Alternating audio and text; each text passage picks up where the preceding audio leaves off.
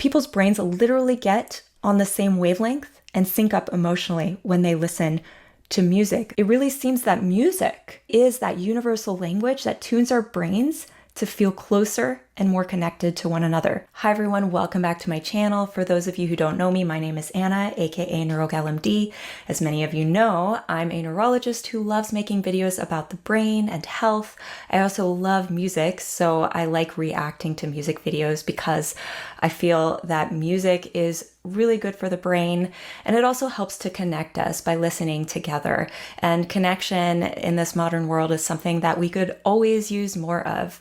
So today I'm going to be watching Disturbed's version of The Sound of Silence. Now, the original song was produced by Simon and Garfunkel, I believe in 1964. So I found this quote by Paul Simon regarding the meaning of the song when I was doing a little bit of background research on it, and I thought it was pretty profound. So he said that the song was meant to emphasize people's inability to communicate with each other, not particularly intentionally, but especially emotionally. So what you see around you are people unable to love each other. And here we are, still, decades later, continuing to grapple with the same challenge of an inability to communicate with each other. I decided to react to this music video specifically this week because I thought it was so fitting for the times. We just had the recent US presidential election, and just based on what I see on social media and the media, it just seems like the division and the divisiveness between people is pretty strong. So I thought this would be a fitting song to revisit. So let's get started.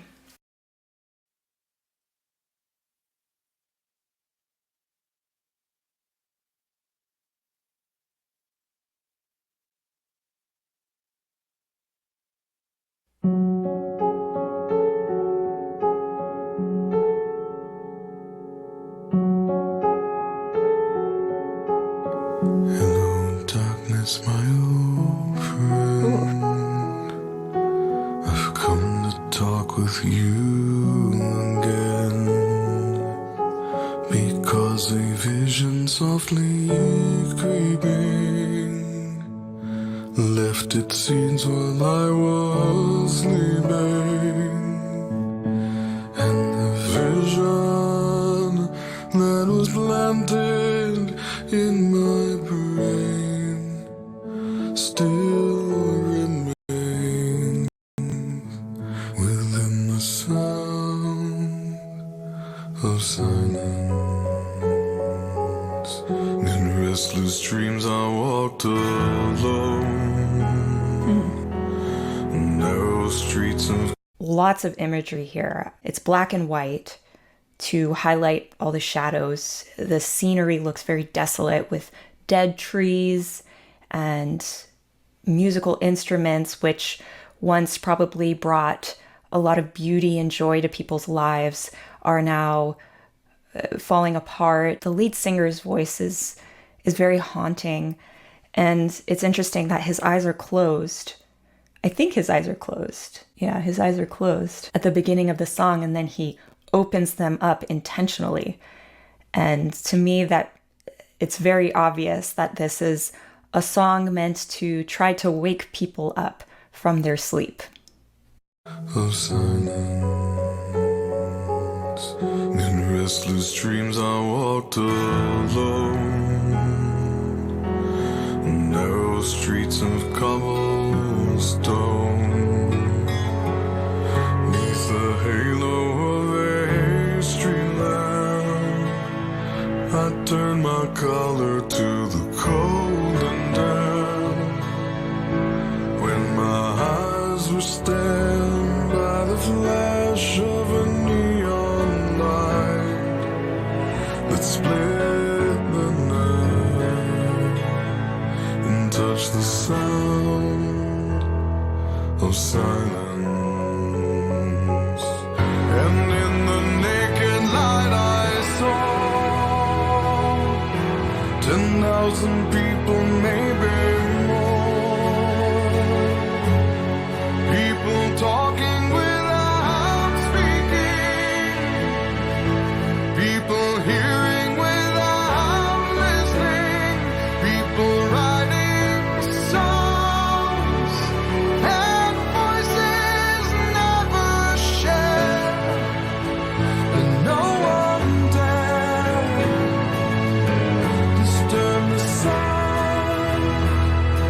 of silence.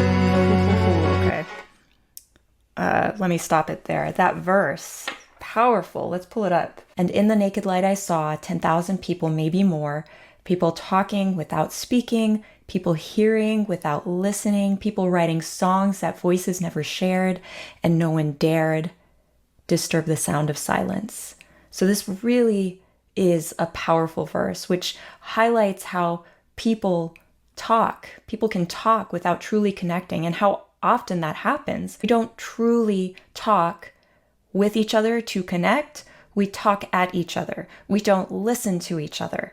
Instead, we project our demons and our shadows onto others. It's interesting that this was written in the 1960s, and it's just as relevant today. We villainize the other side, we dehumanize them sometimes, and we justify our hatred without actually listening to what the other side is about. I wanted to talk about one thing that I think might be going on that is contributing to the divisiveness between people, and that has to do with our nervous system. We have a part of the nervous system called the autonomic nervous system, and it regulates our ability to fight off threats and defend ourselves in the face of threats. And it also is responsible for ensuring that the parts of our bodies involved in relaxation are active when we are in non-threatening environments. This system, the autonomic nervous system, is split up into the sympathetic nervous system and the parasympathetic nervous system. The sympathetic nervous system is associated with threat response. It's also known as the fight or flight response. So when we are in a threatening situation, our sympathetic nervous system is activated, and we either prepare to fight our threat or run away from it. I think our nervous systems are not equipped to deal with the modern world. We have constant notifications from our phone, just living a very busy, fast-paced lifestyle.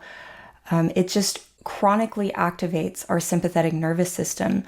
And when our sympathetic nervous system is chronically activated, we are chronically, constantly on the lookout for threats. That is what we're priming our brains to do. Look for threats, identify them. It's a natural reaction, right? When we're bombarded by mainstream news outlets that often focus on all the negative things happening in the world, it activates our sympathetic nervous system chronically. Now, don't get me wrong. I think it's important to understand what is going on globally. I think it's important to be informed, to understand the suffering others go through so that we can make personal decisions that support those who need help in any way that we can. But there is a line that, in my view, the mainstream media outlets often cross. They seem to intentionally emphasize negative or fear-inducing stories because obviously, these spins keep people hooked more easily, and they want good ratings. So how do you get good ratings? You keep them hooked with negative news, and you emphasize it and hyperbolize it.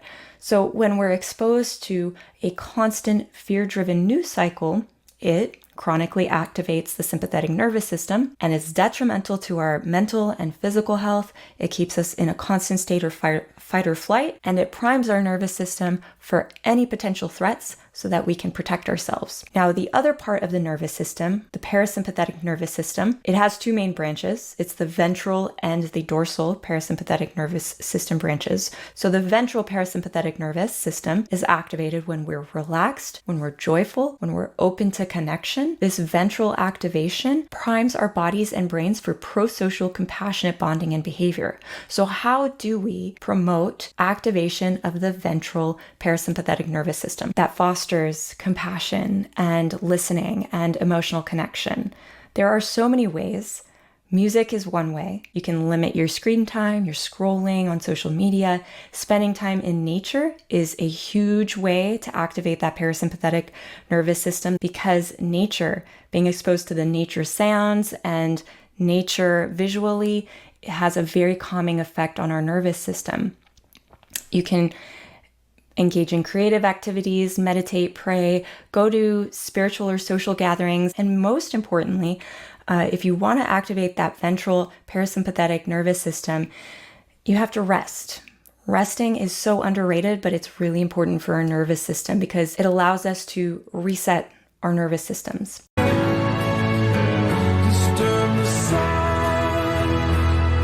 of silence. Fool said I, you do not know. Silence like a cancer grows.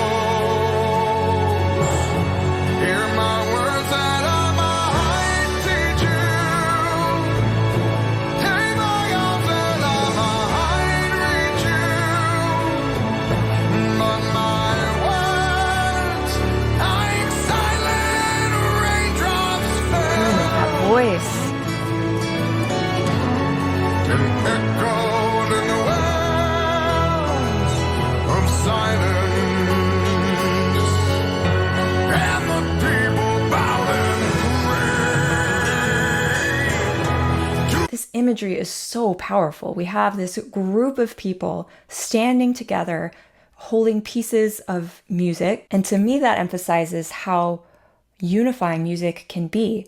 Perhaps the creators of this music video are trying to convey that even in this broken world where conventional language really isn't helping people to connect, that perhaps music is that universal language that allows people to break through their barriers, connect with each other emotionally, and to have compassion for each other. And when you look at it from a neuroscience perspective, which I've looked through a lot of different neuroscience papers on music's effects on the brain and music's effects on people's psychology, there is actually evidence that backs up this idea that music can bring people together. When we listen to music, when we sing or dance to songs that really move us, our brains release a hormone called oxytocin. So this is a hormone that's largely responsible for social bonding, and social connection. So the release of oxytocin when you listen to music can actually make you feel closer to other people. And then music also activates the pleasure and reward centers of our brain. So specifically, there's a region in the brain called the nucleus accumbens. So this combinational activation of the reward systems and the bonding regions of the brain help to promote pro-social bonding type behavior. Also, when we listen to music with other people, our brains actually start to mirror the emotional states of the people that we're listening to the music with. This is largely due to a type of neuron called the mirror neurons in our brains. And so this allows us to become in sync with the emotions of the people with whom we're listening to the music. So people's brains literally get on the same wavelength and sync up emotionally when they listen to music that really resonates with them. So really, if you look at that data, it really seems that music really is that universal language that tunes our brains to feel closer and more connected to one another. And I think that's so beautiful. And I really think that this music video is trying to convey that. Of silence, and the people bowed and prayed to the neon god they made. And the sign flashed out its warning,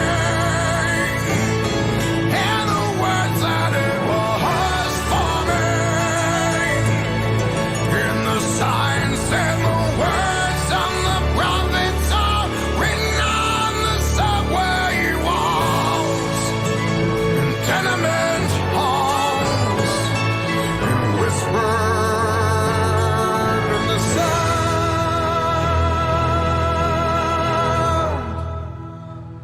of silence.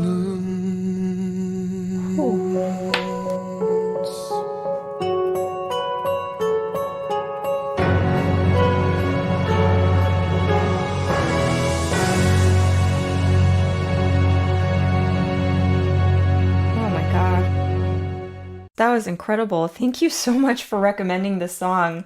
I think it was Indie B who just kept commenting on every video that I've released that I need to react to this song. And now I know why. This was incredible. I want to go back to that last verse. And the people bowed and prayed to the neon god they made. I feel like this line reflects people's tendencies to create and worship artificial gods and idols, things that are flashy and look appealing, but ultimately are meaningless. And so I feel like neon god could represent a variety of different things. But I think it boils down to aspects of our lives that are deeply devoid of meaning, but that we believe will provide us the meaning that we so desperately want in our lives. So this could be technology like AI, social media, consumerism, a deep desire for fame, political ideologies, but there's no substance in those neon gods. They're flashy, they look good on paper, but they provide absolutely no meaning and make us feel more empty than ever. And the sign flashed out its warning in the words that it was forming. And then it says, the sign said, the words of the prophets are written on the subway walls and tenement halls and whispered in the sound of silence. True wisdom, the stuff that actually matters, doesn't come from external noisy sources. It doesn't come from glamorous sources, but from the quiet whispers of introspection, from deep within, from those quiet moments where we actually can be able to tune out all those loud, flashy neon distractions. Perhaps what we're looking for, that sense of meaning, that sense of connection with one another, that sense of connection with ourselves, is not found in the things that society keeps shoving in our faces. It's in the silence, in the quiet voices of our hearts. Again, thank you for recommending this video to me, especially Indie B. Thank you for being